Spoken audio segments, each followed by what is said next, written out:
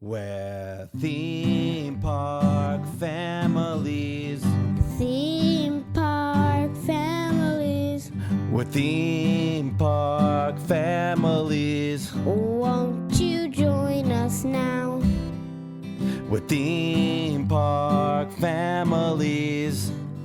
Thanks for joining us, we aim to please. If roller coasters got you weak in the knees, We're theme park families. if you wanna find the best dessert or Take a potty break with privacy, find a coaster that is tame for little ones, or one to make you scream. we're theme park families. Everybody's ready, babies. Rescuing you all from life's drudgeries. We're theme park families. We're theme park families.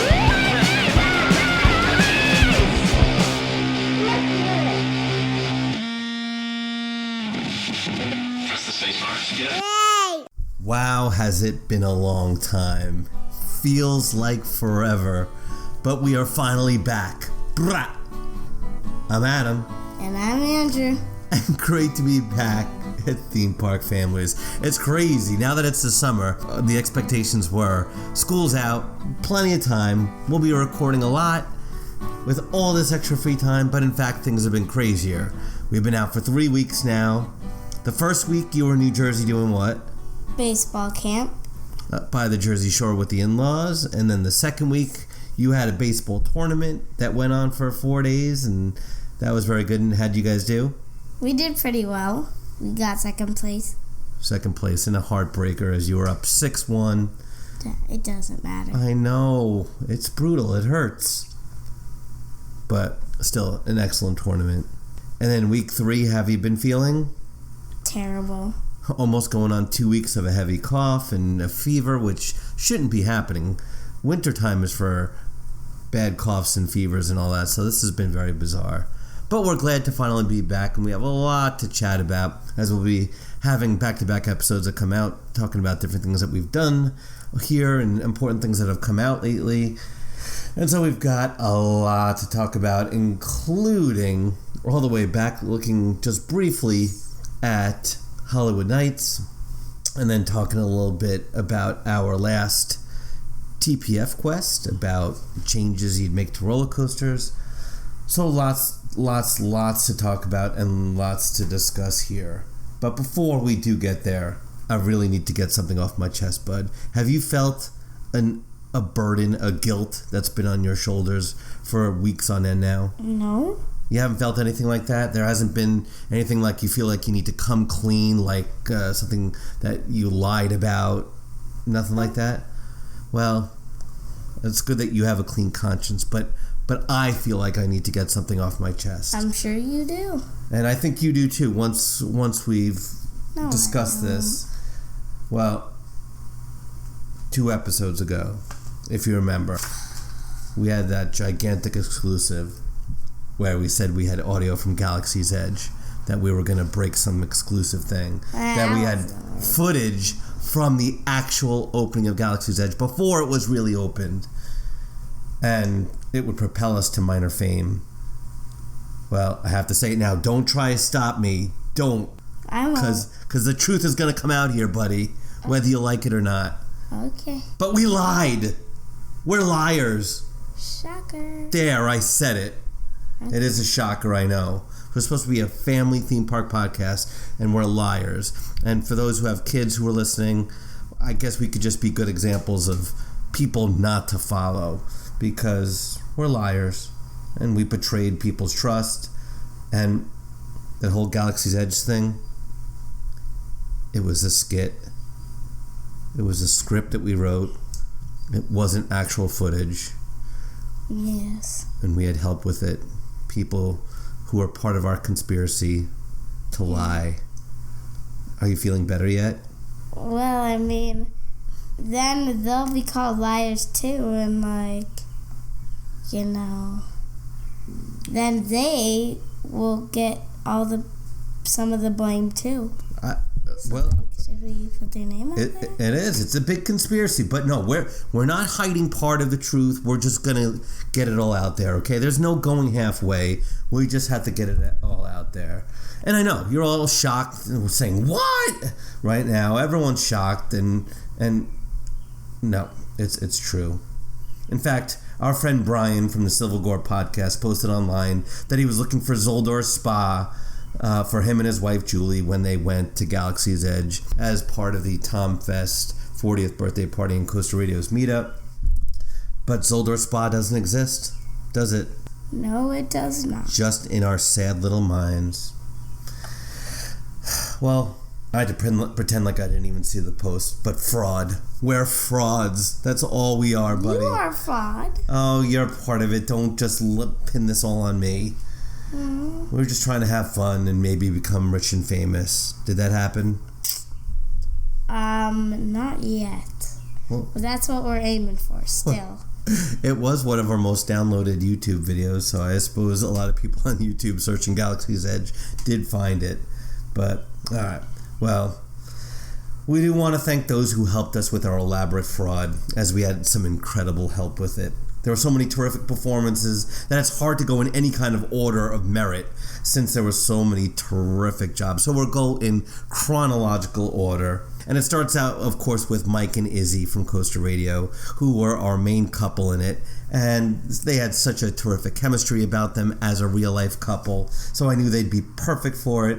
And they did a terrific job. And especially Mike, who was the straight man throughout most of this, that he didn't necessarily have a lot of overtly comedic lines, did terrific. And Izzy did a great job of making fun of the whole thing, including some of her lines that she said in between some of the script where she was just saying, oh my gosh, you guys are such nerds and all that. So I thought they were a terrific couple to do that, right? Was nice of them to do it. Now, a lot of these people, and certainly some of these people have a certain level of fame, but I don't know how some of these people who helped us out aren't more internet famous. We have some crazy talented friends in this industry who helped us out with it. And it continues with Brian from the Civil Gore podcast, an executive producer of Costa Radio, as he helped us out in the past. Do you remember what voices he's done for us in the past? He did a crypt keeper thing for us, and which was so very good. He's so good at it, and he outdid himself in this skit, to say the least. And it's hard to pick a favorite voice of his that he did, because he did a number of them. But starting out with his Yoda, his Yoda's spot on. That was pretty good. I love when he says Cookie Monster. It's just Cookie Monster. So very good. So that was perfect. Yeah. He could be in movies so easily. Jar Jar was hard to do, and he actually laughed a few times, I think, doing it himself, as he did a couple of different versions of it, but still was hilarious. I think my favorite of his was Lando, though. I don't even know if you know that character, but his Lando Calrissian. Yeah, I mean, wait, wasn't that Tim? No. We'll get to Tim in a little bit. No, but he was Lando. Lando's the one. Colt 45 works every time. That was Brian. Yeah, that was pretty good. Just so very good. And that really, the whole time I was editing it just made me laugh. I loved it. With the effects that he created, his Jabba was absolutely perfect. If you've heard, if you remember Jabba's movies, that sounded weird. It was like. Yeah. Yep, so spot on, using a little bit of technology, but that was perfect. And one that I thought he was incredible with as well, because I think this accent was really tough, but he absolutely destroyed it, was the Emperor at the end. The Emperor's accent is kind of weird, and he just nailed it. Yeah, it's so weird. So good. All of those are just brilliant, and he recorded a number of versions of each one, so that took a lot of time for him to do, and we thank him for that so much. Well, we get to this next name, and it's who you mentioned before. His friend and co-podcaster from the Civil Gore podcast surprised us a little bit with his 2 contributions. I knew he would do an incredible job with Chewbacca, as he was very confident about that, and that was great and very comedic and spot on. But his second one that he did, his Han Solo, I thought he was great, because right? How good was that? That was great. Because Han Solo is another accent that's kind of subtle, but he really did nail it, and some of his grittiness, and so he was terrific in it as well. Well, his brother Kevin, the other notorious Wilson brother, or the funny Wilson brother, sometimes as he's mentioned, who does the voice of Randy Ray Rayford on Coaster Radio, is just one of the funniest people on the face of the planet. Along with that is the new podcast that he's created, The Fox and the Foxhound, their new Harry Potter podcast that he's doing with his fiancée, The Fox and the Foxhound. Check that out as well. But he reprised his role from all the way back to episode 3 of Theme Park Families, from all that time ago, where we had a skit about a Carowinds boy who wanted to get onto the Fury, and he did a ride up, which was just terrific for that skit all those years ago. And he kind of reprised that role for the ride up for the Rise of Resistance, who has to tell Mike that unfortunately the ride won't be open for months and months and months. So I swear I could listen to Kevin just read a grocery shopping list and he would make me laugh. He's just that funny of a guy. So that was terrific as well. Well, in that same vein of crazily funny people, we had our buddy Slater from the Ride This One podcast, who was the voice of the Smuggler's Run ride operator who killed me as well, talking about Maddie being as cute as a button. Just love that. You don't do it that good. Well, because I'm not Slater from the Ride This One podcast. If I was, I'd be doing a much funnier podcast than ours. So, of course, I wouldn't do it as good. That makes perfect sense to me.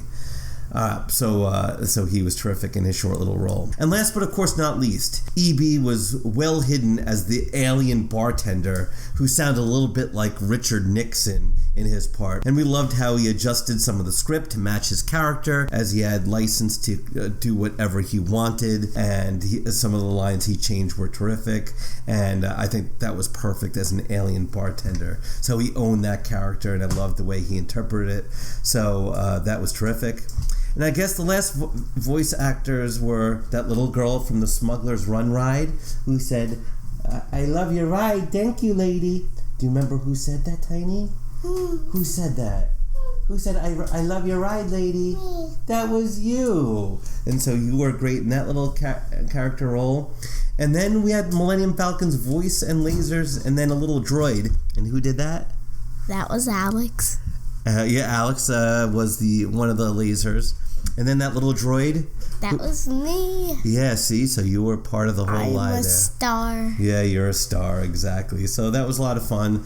Do you feel better now that the lie has been lifted? No. I do. I mean... I feel like we were setting people up to believe one thing, and now the truth is out, and I feel a lot better about it. So now that we have purged us of this lie, hopefully you all can forgive us. So let's move on to the future with some news. Now, crazy enough, this episode was written about 3.5 weeks ago, so this news isn't quite new, but that's how long it's been since you've kind of been sick and we've been crazily busy. So this news, I'll be interested to see if you know any of it, but here we go with some news. If not riding coasters will give you the blues, it's Andrew's news. Number 1.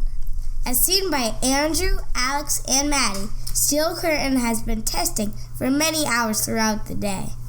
In Illinois, Max Force has been testing and has had people ride it already, nearing the meteor day. Lots of good reviews today. And this just goes to show you how old the script is, talking about Max Force and Steel Curtain testing, as now both are open. Both have gotten great reviews.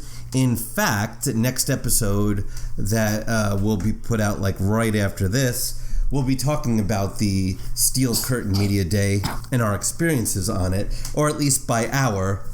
What does our mean here?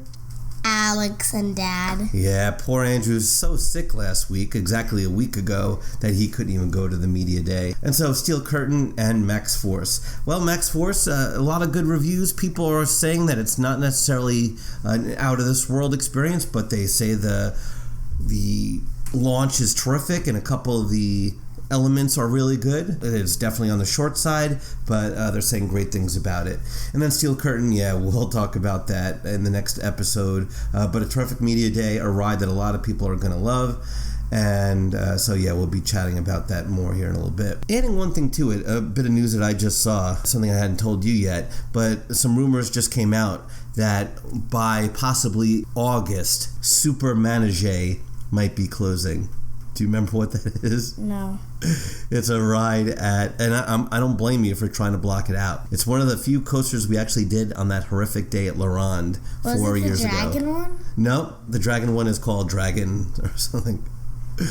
That was that like corkscrew awful Vekoma old coaster. Yeah, that one. That we waited for like an hour for awful I don't train think outs. I even knew what the name of that coaster was called. Yeah, so that's the rumor that's going to be going away, and oh well, I guess you could say you have that credit, so that's not necessarily all that bad of a thing. All right, number 2. Lots of news from Great Adventure lately, including the opening of their parking lot solar panel farm, the birth of Carly, Sure. and the Siberian Tiger Cub, the second born in 15 years, and the runaway mine train cars received new decorations by adding handprints from cancer survivors as part of the Coasters for Cancer program. All right, so a lot of things going on at Great Adventure. They've had a really busy year. I mean, what was their addition for this year? Remember what it was? They had a swinging pendulum named, was it Wonder Woman? Yeah, exactly. Which we haven't done yet. We haven't been back since it's been open, and I know there have been some delays, so they've had that ride. Birth of a Tiger Cub, which is pretty sweet. Anytime you hear about successful breeding, especially with endangered species, that's great. And then Runaway Mine Train received handprints of cancer survivors, so a nice little memorial to people who are able to beat the disease and a way to bring awareness. So that's really great to see. And then just, I believe, yesterday, their new pool area opened. I think Calypso Springs, that a huge pool that's exactly like the one at Six Flags New England with the fountain and all that. So that is terrific. The idea that they've successfully, after all those years of dealing with wanting to build that solar farm in the trees, and then the environmentalists didn't want them to cut down the trees, well, they finally have their panels. And do you remember where most of them were? They were in the parking lot area that didn't get used a lot. Yeah, the one where like people can get dropped off and picked up without someone having to come into the lot. So that area, and then also then in the parking lot of the water park. Exactly. So if that helps to ensure that they never have power outages, as that's kind of a sketchy thing for parks whenever they deal with any kind of blackouts, especially in the summer where rides are operating. Seems good if they can have that independence. All right, so lots going on, including there have been Six Flags emails that have gone out about potentially building a couple of different things. One are hotels, and seemingly at Great Adventure, building a hotel would be a great idea since there aren't a lot of hotels right by the park. Yeah. And they could build a massive one there. And then another one is building one that I just looked at a couple days ago that I didn't tell you about. Building adventure parks, potentially, either on-site or off-site. Places that have, like, trampolines and possibly bumper cars and climbing walls and that kind of thing. What do you think? I mean, I know you like those, and you've done them at Funland of Fredericksburg, but would you want that kind of stuff at a theme park? So, I think what they should do is they should build one, like, kind of in land that they own, but they don't really use for much. And they should build it there, and I think it could get a lot of money for, like, the younger kids who don't do as much stuff. So, yeah, I think they should do that, and that would help them a lot. All right, diversifying, adding things for more people. Yeah. As you know, there are plenty of kids who are scared of rides, so maybe that could help them when going to a park, something that they could do. So absolutely, I could see that. So lots going on at Great Adventure, and I know a lot of people are excited to see what's going on there for 2020. We'll see here in the next couple months. Number 3. Untamed at Walibi Holland opened recently to rave reviews. The former rare Vekoma Woody, named Robin Hood, is the latest RMC creation to be universally praised for its wild ride. one Twitter commenter stating that it is, quote, better than Steel Vengeance. It seems like that's going to be every RMC that comes out, right? That's just the thing to compare it to. That, okay, how is this one better than Steel Vengeance? Is this one better than Steel Vengeance? Kind of like next year. What's the big RMC in Florida next year? Gwazi? Yes, is Gwazi going to be better than Steel Vengeance? Who knows? We'll see. If that's a Coaster Radio 2020 meetup, we might have to be there for the first time. It's in Florida, though. I know. We might have to do it. And hopefully it'll be 48 inches by then. So you can do it. Wow, I'm 48. Yeah, very good. Now, if you remember, like 3 weeks ago, I showed you that video of Untamed, that RMC there in Europe. It's been so long you might have forgotten it, but it was just that wild ride that just never ended. It never let up. Looks like a beautiful layout, though. Just another reason to get to Europe at some point, and hopefully that's something we can actually do. All right, well, just to discuss Holiwood Nights this year, and we've discussed it in detail in previous years, so we're not going to go through a moment-by-moment kind of retelling like that, but just a couple of the highlights there. And it was a great event. We had 2 really nice days for it. They were both beautiful days, and that Friday was almost too cool for the water park in ERT, as it was a little chilly. But the airplane movie theme was a lot of fun, and it really worked well, and it was a great time. It was a good news, bad news scenario. You remember what was different in terms of... They didn't do a song. Oh, well, they didn't sing the song, yes. We told Leah that we were a little disappointed about that. So they didn't do a song this year, so that was kind of sad. But in terms of the event itself, it was good news for the park, but maybe not so good news for us. Where Cedar Point didn't have their coaster event on the same weekend for the first time since we've been going. Yeah. So it was way busier, right? Yeah. So normally for that Friday ERT at the water park, how many rides do you usually get on Mammoth and we can get like Wildebeest? Yeah. We can just keep getting on that nonstop.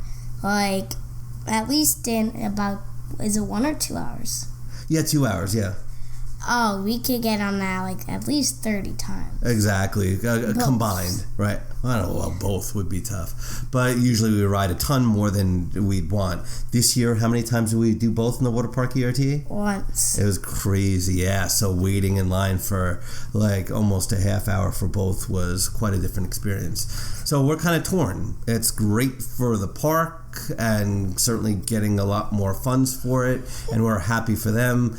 But in terms of that ERT, it was a big difference. Yeah, it really was.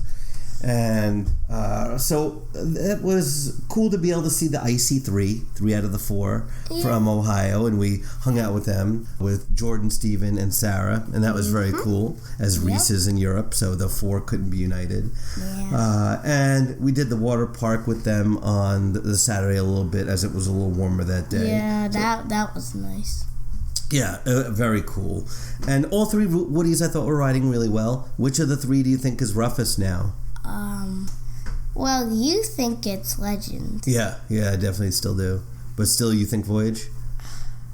Even with all that retracking? It's one of the 2. And the wild thing is, I think no matter how many times we go, that those 3 wooden coasters will never get old. You know, they're just so insane. They take your breath away each time. Yeah. And no matter how many times we go, I think they'll never get boring. But it was great. We actually did, I think, this time Thunderbird, the most we ever have since Alex was able to do it. And I just loved it. I think it's so much better than the other wing coasters. And at night, it's still really fun because it's still kind of dark back there. Yeah, it's a really good point that it is dark. And being it was busier this year, Thunderbird, since it's so much longer of a walk, had the shortest lines. Yeah. Wouldn't you agree? You could almost walk on. Yeah, there were times with Voyage that the line did get pretty long for ERT. But we had a terrific time hanging out a little bit. On the Friday night, of course, we can't hang out. Friday is such a long day, and then Saturday is such a long day as well. That Friday, we just have to get back to the hotel. But Saturday, we wanted to be able to hang out with friends a little bit since we could sleep in Sunday. And being able to hang out at the cabins at the campground was so much fun. And being a part of the Ride This One recording, are you scarred from that at all? Oh, no, that was fun. I want to do it again. Okay, you want to do it again. We'll see if Uncle Slater will let you be on another one at some point. But yeah, that was a ton of fun. And just seeing all those people. And that's the cool thing is it's impossible to name all the people who were there. But as our group keeps growing, it was so great to see so many new people there this year. People who had done Holiwood Nights for the first time this year. And seeing people like James Barber from the Coaster Talk podcast, and he and Daniel doing the Voyage at Night for the first time, and seeing their reactions, just so cool. And then hearing the Wilson Brothers song, it was hilarious. Their Ride This One song that they sang in the campground, so very good. Well, I'm proud of Alex with the Water Cup Challenge. It was funny. We saw Taylor from Coaster Studios, who finished the Water Cup Challenge. He's like, yeah, we're in first place. We did great. And I was like, oh, very cool. And Alex was nervous. That was his first time. And we got off and we had beaten Taylor's time, and we found out we came in second. Not Taylor's time.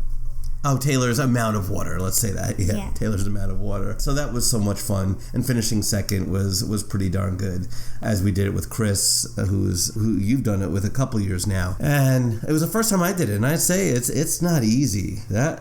Towards the end, I was panicking a little bit. It's the strategy we have to use is very, very tricky. And by the end of the ride, panic was setting in a little bit for me, because it does take a lot of exertion to do that for the whole ride, but we did awesome. So one of the sad notes to end off Holiwood Nights is that we got to say goodbye to Paula, who retired at the end of June, and we'll never forget her sense of humor that she had with her posts with the podcast, as well as the kindness to include us and giving us that interview in the third episode we ever did. That was very kind of her.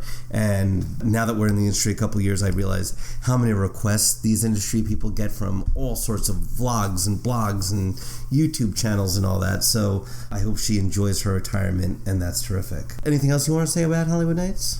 Gotta say that fudge was pretty good. Oh yeah, fudge was pretty good. And the fudge we got, which we got where? At their new place. I forgot what it's called. It's not called the same thing anymore. So no more Kringle's Cafe? No, they changed it. It looked really nice in there, right? Yeah. It does. Yeah, that new structure looked great. The hangings they had from the ceilings to make it look fancy. Yeah, the paintings. Yeah. Again. No, I thought it looked great, and it was a nice new addition. Speaking of that, I just saw there was some hints towards an announcement that is coming out soon for Holiday World about their 2020 attraction, which looks like it might be cheetah themed or something like that. So where would that go? Well, based on the fact that it's themed to an animal, like there's a claw mark and all that, where does it make sense? I mean, Thanksgiving, because it would be near Thunderbird. Thunderbird's in Thanksgiving. But animals at that park go where? Where are all the animal-themed stuff? Thinking about it that way. They are in Halloween. Oh, well, let's see. Well, I guess a lot of it's Africa themed, right? There are some animals in the dry side, but the wet side is the Splash and Safari, right? Safari animals and all that. Yeah. So most speculations are that it'll be some kind of big water ride. Makes sense to me to put a third huge water coaster in, doesn't it? I mean, their two water coasters always crammed. I mean, another water coaster. What would it be? Would it just be the same thing? Well, who knows? If there's another possible seating arrangement that they could do, since one is 4 in a row, one's circular. So it's exciting, and we'll definitely report it as soon as it happens. But yeah, as always, the food is great there at Holiwood Nights. The theme stuff, like of course they had wings that first night. I mean, that was a given that they had to have wings. They had pretzels and peanuts, right, which are snacks on flights. Yep. And always delicious. So we had a great time, and it was so good to hang out with so many good friends as well. Well, let's head over to our next TPF Quest. We hadn't done one in a while, and this was a subject that I was excited about, that I think a lot of people had some interesting things to say. And the idea of this was, if you could take any coaster and make one change to it, what change would you make? And it's to make a horrible coaster decent, a decent coaster really good, a good coaster great, or a great coaster one of the best. what's a change you would make on any coaster. So I don't even think I mentioned this to you because I wanted to see your unbiased opinion. So thinking about coasters that you like, but you would just do one thing to it to change it to make it better. Off the top of your head, what's something that you would do? Due to a coaster in general? Any change to a coaster, whether it's an element that you don't like, whether it's adding something. Does it have to be a specific coaster? Yeah, I mean, that's the theory behind it. So. Okay. Yeah. So, let's see. So, not to put you on the spot or anything. Okay. Can I give you a little hint? Like, I was thinking of a coaster at Kings Island that you don't really love, that a lot of people love, that bothers your legs. Like that, something like that. Oh, Banshee? Yeah, right? Yeah, okay. So, take Banshee. I would just, take a look at the trains and then, I don't know, just chop off the ends a little bit so that it's not really hurting your legs as much, and then it makes the experience a lot more fun for littler people, so they can focus more on the coaster and the experience more than lifting their legs up, so they won't get hurt. I do when I ride Banshee. My legs get hurt because of the seats. Because that's exactly it. I've never heard anyone who ever said Banshee hurt their legs, but those are mostly adults who ride it. So I think that is an excellent, excellent point. All right, from our Twitter account, we had one amazing entry, and it was our friend Jordan Driver who stated, "Take lightning rod, burn it, and build a hypercoaster instead." Wow. How do you feel about that take? That is bold. Right? Bold. Wow.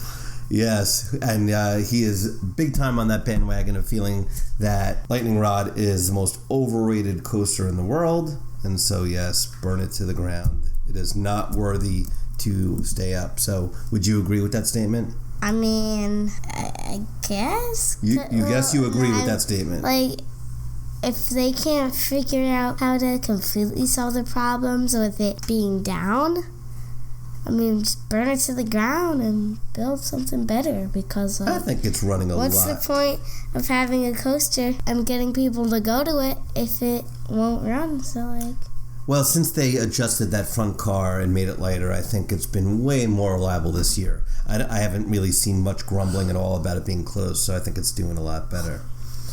All right, over to our Facebook page. We had our good buddy Mike, originally from Rochester, who's now in Pennsylvania, who's going to be meeting us at Hershey here coming up pretty soon. And speaking of Hershey, Mike said, "I'm going to go with the photo about and say, make Skyrush's restraints B&M, clamshell, or something similar. I love that ride, but I find it's gotten more and more painful to the point where I think I enjoy rides like Fahrenheit and Storm Runner in that park more." And just to show you what that photo was, there is the picture there. Mm-hmm. And that's what a lot of people discuss, is that they really have trouble with good old Skyrush, as it's jokingly referred to as Die Crush. And so that it bothers them. And we'll see here coming up soon if it bothers you as much. So it's a shame that it's been open now a good, 5-6 years, something like that, and still it bothers people so much. You wonder how much it would cost for them to completely change those restraints so people found them more comfortable. And then Susie from out west, who I know was at the Coaster Radio meetup, stated, "Make Twisted Colossus dual every time." That's such an interesting post, because that's people's complaints, that it's only duals about 15% of the time, and a lot of it seemingly has to do with ride ops just not getting people into the restraints quick enough and checking, and that if they were more adamant about being quick, that it would duel more often. And people say that it's amazing when it duels, that it's good when it doesn't. Fire the employees and get more. There you go. Banned. Yeah. I'd ban them. So, yeah, Susie, completely agree with that one. And we're only a couple weeks away from doing Twisted Colossus for the first time ourselves. So, really looking forward to that. Then we had Michael, who stated, "RMC Predator at Darien Lake and fix the seatbelt issues on Millennium Force and Dragster at Cedar Point. You know CP. They are not big people friendly. Yeah, Predator Darien Lake, funny enough, that was rumored to be RMC'd years ago. In fact, I think Lake Monster might have been one of the rumored names. And who knows now whether they would ever feel that park would deserve that much of a financial push to actually RMC it. Yeah. But yeah, a lot of people have issues with that coaster. I didn't think it was that rough, but again, we've only done it once ever. So yeah, pretty soon here we'll hopefully get to do it a couple more times. And then yeah, we certainly know that Intamins are not the most larger rider friendly coasters. That Millennium Force, Dragster, certainly Superman at Six Flags New England. A lot of people have issues with those. Wicked Twister, one of the least big person friendly rides out there.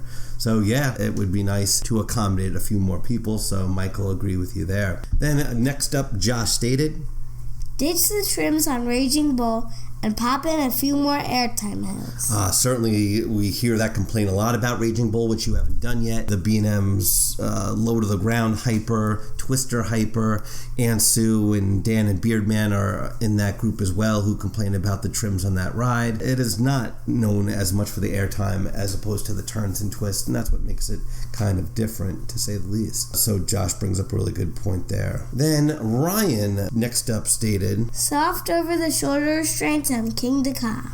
Kind of like they now have on what other Intamins got those soft over-the-shoulder restraints that used to have hard ones? Maverick. Exactly. And then at King's Dominion. Intimidator.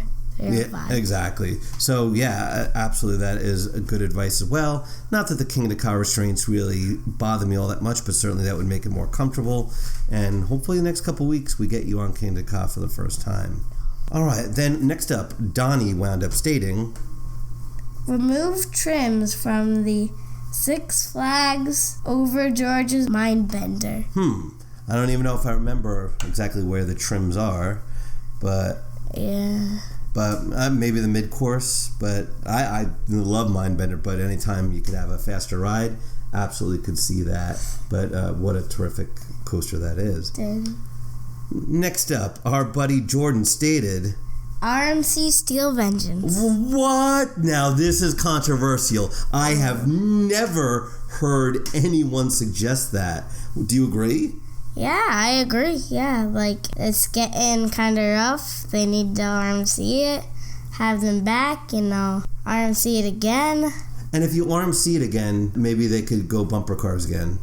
Maybe. It's been too long since they've done that, although Val Raven, from what I heard, just opened back up this past weekend after having a little bumper car issue as well. So, all right, Jordan, I love it. Very controversial. Next up, Alex stated, give El Toro really comfy cushioned seats like PTC or GCI trains have.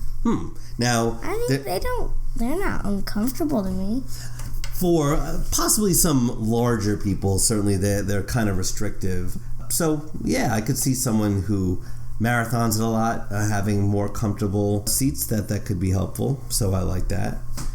All right, next up, Matthew has 4 of them, and he said, number 1, convert Green Lantern to a sit-down with a steeper first drop. Number 2, T-bars on King Dakar. Number 3, remove NCBR from Nitro. Which stands for what? No clue. Oh, yes, you do. What does the coaster have in the middle? Macaroni. Bread. Yeah. In the middle of Hypercoaster. Mid-course breaker. Thank you. I knew you knew that. Macaroni. And number 4, have Zoo and Za. Zoo and Za. I love Zoo and Za. Zoo and Ka rode at the same time. All right, I'd like those rides better if they were really Zoo and Za. Zoo and Ka. King Dakar and Sumajar. Oh, there you go. All right, so let's go through this one by one, and Matt has some interesting points here. So, Green Lantern to a sit-down. Now, I don't think it's bad when it's stand up. Exactly, in the front row, which we've always done, doesn't bother us too much. But thinking about that Park Ride Adventure, why would making Green Lantern to sit down not make a ton of sense?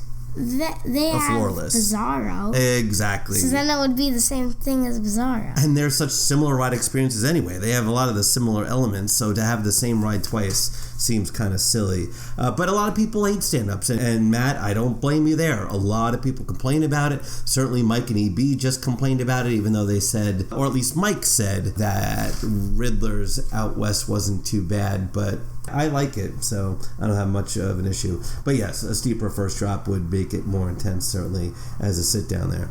T-bars on King Ka, so he means putting, like what Top Thrill Dragster has, those restraints. And a lot of people complain about King Ka's restraints, and certainly that's one of the reasons they like Top Thrill better than King Ka, and a lot of people want that.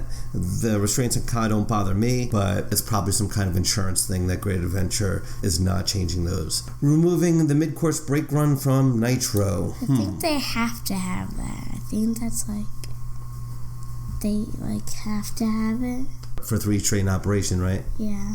As that is one of those spots that they have to have. Now, I don't think it really, the brakes engage that much when you're on Nitro anyway, but certainly when it's cool out, they don't really do anything at all. So the warmer it is, the more those brakes come on. And then Zumanjaro and King Kong run at the same time, as much fun as that would be. I wish they could do that. Yep. Because one, then there wouldn't be as long of a line, and you could move trains in and out faster, and it would just be cool because you could see King Ka going while you're about to drop, or you can see Zumanjaro about to drop while you're going over the hump. But yes. Unfortunately, it's safety regulations, so they can't do that. Exactly, and that's it. New Jersey has regulated that they won't let them both ride at the same time, so kind of sad in that way. All right, and then finally we had Jeffrey, who stated, I love Boulder Dash, but I would love to replace those octagonal wheels wheels with round ones.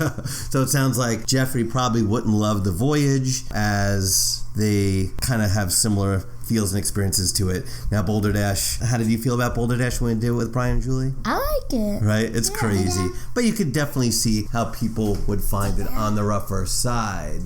So yeah, I could definitely see how plenty of people would find Boulder Dash to be a bit too rough and would find it tough to ride. But still a ride that we love. So making it smoother, yes, that would be kind of nice.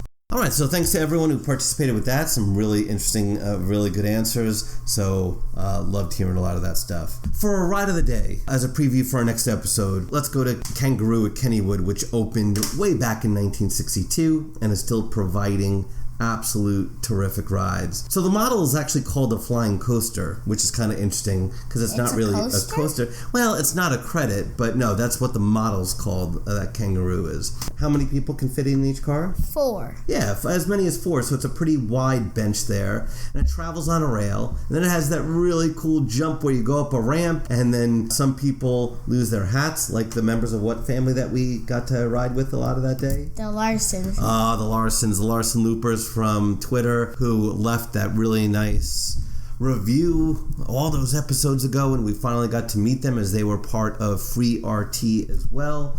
And I remember a hat flew off from one of the Larson girls, which was pretty funny. But do you like that ride? Yeah, it's definitely unique and fun. That really is a really cool ride, and there really aren't many left in the world, so it's great that there's one there at Kennywood, and a pretty long cycle, so that makes it a lot of fun too. Tip of the day, tip of the day. It's the tip of the day. Tip of the day, tip of the day.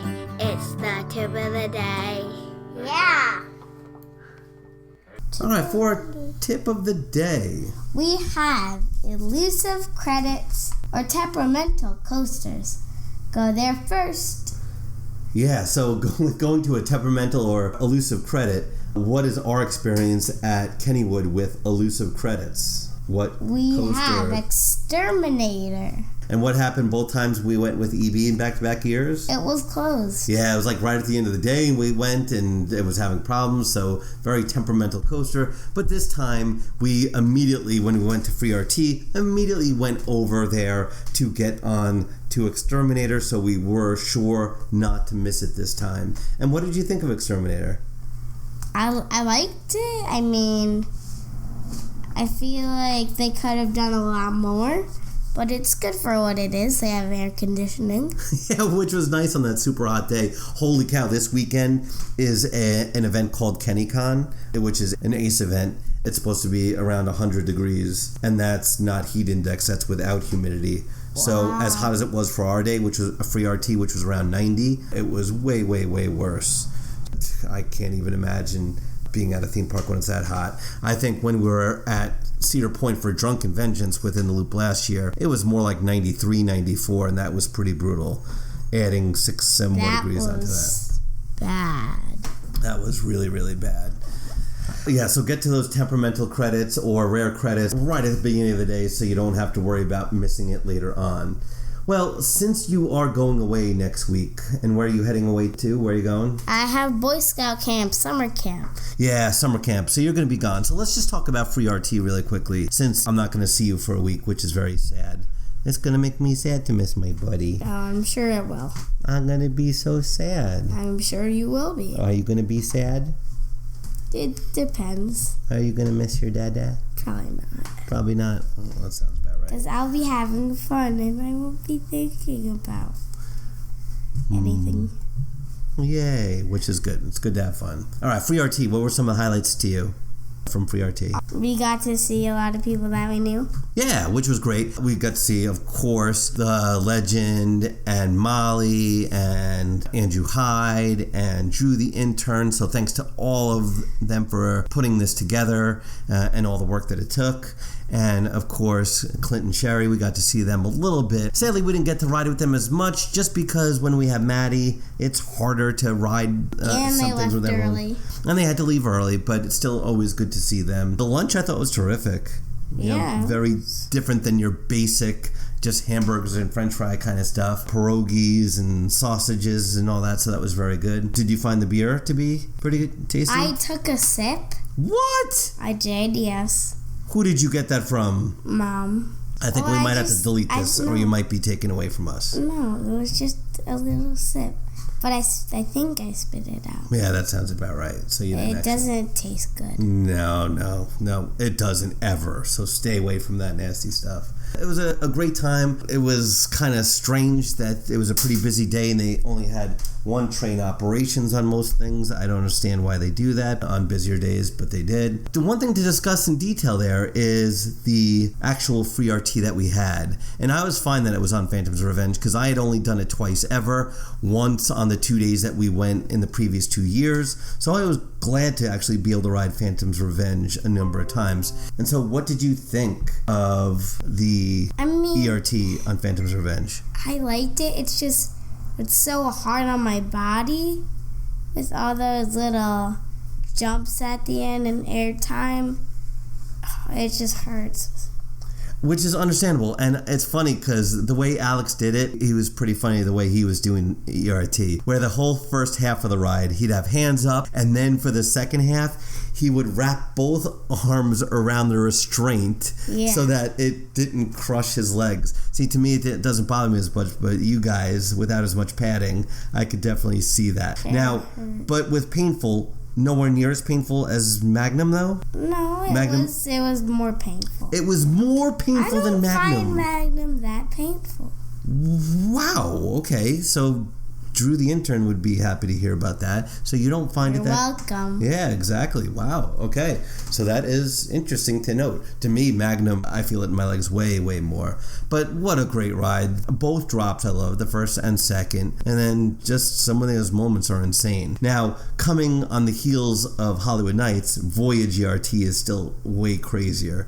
But it doesn't hurt as much. And certainly the restraints don't hurt as much as well. So, but the Larson family, we had such a great time with them. We met them right at the entrance to the park, and just great kids, great parents, and had a lot of fun hanging out with them, and we definitely hope to see them plenty in the future. It was a long, hot day, and the fact that they held on as long as they did and just had a great time, it was so much fun to ride with them. So really cool family, and we were so glad to hang out with them. We'll be putting out another episode here pretty soon talking about the Steel Curtain Media Day and all that we had to do there. And then lots more to discuss for the rest of the summer. So hopefully you're all going out to the parks and having great times and enjoying and riding lots of stuff. You know where to find us at Twitter at Theme Park Fam and Facebook and Instagram, and any trip reports, any exciting things you do. If you want to send us an MP3, you can send that to us at themeparkfamilies@gmail.com. Or you could send us a text to our Facebook at Theme Park Fam. I didn't know you can text Facebook, but okay. Is that what the kids call it these days? Texting Facebook? I like it. Send me a text to Facebook, Sonny. I don't know. You don't know. Kids don't use Facebook, so I don't blame you. We've got lots of different stuff that'll be coming out soon. We've got new skits that are on the way as well. So lots of exciting stuff that is coming, and hopefully some videos here pretty soon as well. So thanks so much for joining us as always, and we'll be back pretty soon. Bye. At Free RT last week, they served kielbasa and sauerkraut. But I passed up that meal. That's not my jam. Andrew, out.